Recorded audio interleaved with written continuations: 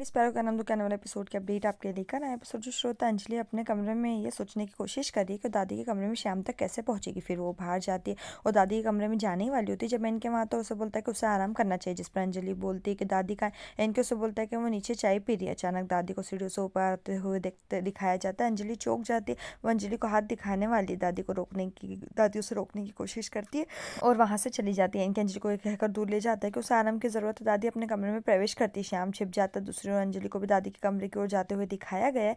दादी श्याम का phone table पर रखती है। श्याम को पर्दे के पीछे छिपा हुआ दिखाया जाता है। पायल खुशी को बुलाती है, उसे जेठानी होने के बारे में चिढ़ाती है। खुशी बदले में कहती है कि पायल वहाँ अब अभी आराम कर सकती है, जो चाहे कर सकती है। खुशी के वहाँ आने के बाद वो पायल से अपने पैरों की मालिश करवाएगी और अपना सारा काम करने के लिए कहेगी। दोनों हंसी शेयर करते। पायल फिर खुशी से कहती है कि अब मेहंदी आ रही है और उस दिन अंजलि की गोद भराई भी। खुशी कुछ नहीं कहती और फिर कहती कि अच्छा है आज वही दिन है, लेकिन गरिमा और शशि नहीं आ पाएंगे। उनकी बात बुआ जी द्वारा गरिमा को कहते हुए काट दी जाती कि उन्होंने उनकी सवारी के लिए खाना और सब कुछ पैक कर दिया। बुआ जी बोलती क्या गरिमा ने अनु के परिवार को फ़ोन किया। गरिमा उसे बोलती उसने फ़ोन किया था लेकिन किसी ने जवाब नहीं दिया। बुआ जी वहाँ बैठी खुशी से कहती है पायल से गरिमा की बात कराओ। खुशी फिर पायल से कहती है कि डॉक्टर केवल एक हफ्ते के लिए ही है।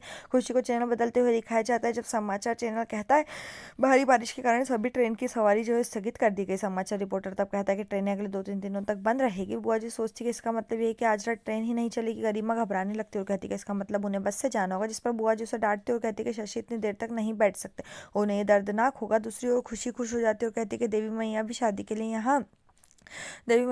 कि आप लोग शादी के लिए यहाँ रहें। फिर गरिमा से कहते कि डॉक्टर लखनऊ के बाद दूसरी जगह बैठेंगे, टेंशन ना करे। बुआ जी कर कहती है कि सॉरी खुशी, अर्नव जैसा अद्भुत लड़का पाकर उसकी इच्छाएं पूरी हो रही है और अब उसके माता पिता भी उसकी शादी के लिए कहीं नहीं जा रहे। खुशी मुस्कुराती और कहती है वो बहुत खुश है। बुआ जी भी तब खुशी से कहती है कि वो बहुत लकी है क्योंकि अर्नव हर टाइम उसके लिए इतना कुछ करता है। तब भी खुशी को कुछ पता चलता है। वो अपना फोन उठाती है और गरिमा के चेहरे पर घबराहट के भाव छोड़कर अपने कमरे की ओर भागती। दादी अपने कमरे में वो जोर से श्याम से कहते कि अगली बार वो अपने फोन का ख्याल रखे। श्याम के पर्दे के पीछे से आता है। दादी उसे देखकर मुस्कुराती। तभी अंजलि आती है। श्याम दादी का आशीर्वाद लेता है। अंजलि भ्रमित होकर अंदर आती है। वो बोलती कि दोनों कैसे मिले। श्याम जाता और अंजलि का हाथ पकड़कर दादी के पास लाता है और कहता है कि अंजलि ने एक बार कहा था कि शाम को समझने वाली एकमात्र व्यक्ति दादी। अंजलि फिर से उलझन भरे चेहरे से बोलती कि दोनों कैसे मिले। अंत में दादी आगे बढ़ती हुई कहती श्याम ने ही दादी को ढूंढा और उन्हें वो सब कुछ बताया जो रायज़दा मेंशन में हुआ। फिर वो कहती है कि दादी को तब एहसास हुआ कि अंजलि के बेहतर भविष्य के लिए उन्हें रायज़दा मेंशन में वापस जाना होगा। अंजलि रोने लगती और भावुक हो जाती। दादी और अंजलि गले मिलते। तब दादी कहती कि उन्हें एहसास हुआ कि श्याम उससे कितना प्यार करते हैं। अंजलि कहती कि वो करती है। दादी का कहना है कि वो बहुत जल्द परिवार को भी एहसास कराएगी कि श्याम एक अच्छा इंसान और एक अच्छा पति है और उसे बहुत जल्द इस घर में वापस लाएगी। श्याम तब कहता है केवल वही चाहता है जो अंजलि के सबसे अच्छा। मुस्कुराता और अंजलि से बोलता कि डॉक्टर ने क्या कहा, जिस पर अंजलि उसे बोलती कि उसने वो दवा नहीं खाने के लिए कहा जो उसने दी थी। श्याम चौंक जाता और सोचता सगाई के दिन उसने दवा बदल दी थी।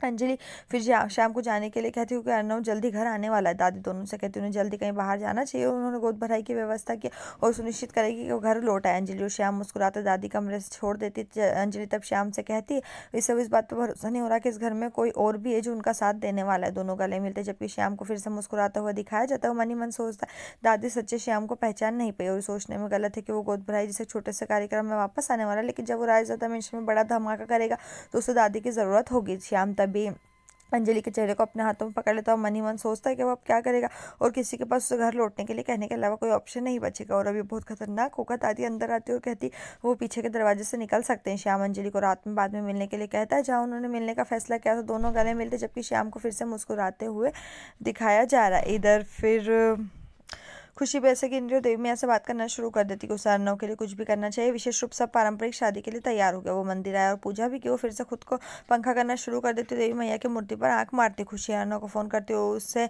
कड़े स्वर में बोलती कि अगले 2 घंटे में वो क्या करा, जिस पर अर्नव कहता कि उसकी कॉन्फ्रेंस मीटिंग है। खुशी से बोलती कि वो उसे पर्पल ऑर्किड में उससे मिलना चाहती। खुशी उस शब्द का सही उच्चारण नहीं कर पाती जिस पर अर्नव मुस्कुराता है। खुशी फोन रखती है। अर्नव मुस्कुराता है। जब खुशी फिर से फोन करती है और मीठी आवाज में बोलती कि वो आएंगे ना, जिस पर अर्नव कहता है कि हाँ। खुशी वास्तव में मुस्कुराती। अर्नव को उसके कमरे में प्रवेश करते हुए दिखाया जाता है। वो अपनी जैकेट सारी सोफे पर फेंक देता है। फिर वो अपने कपड़ों में को अलमारी में से निकालना शुरू करता है। इनके वहाँ तो उससे बोलता है कि क्या वो अर्नव की बड़ी डेट। उस पर अर्नव कहता है हाँ। इनके कहता है किसके साथ। अर्नव कहता है जाहिर है खुशी के साथ। अंजलि श्याम के साथ फोन पर है। वो कहती है कि वो जानती है पर्पल ऑर्किड का है।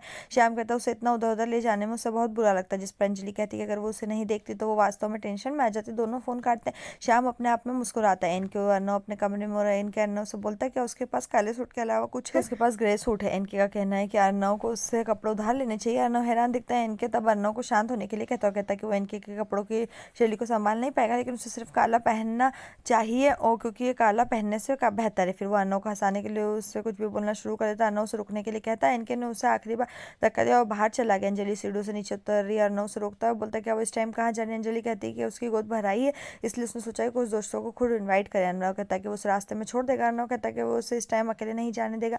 अचानक दादी आती है और कहती है अंजलि अकेली नहीं जा रही। यहीं पर जो है एपिसोड खत्म। इस तरह के और एपिसोड पाने के लिए चैनल को सब्सक्राइब करें, साथ में बेल भी प्रेस करें।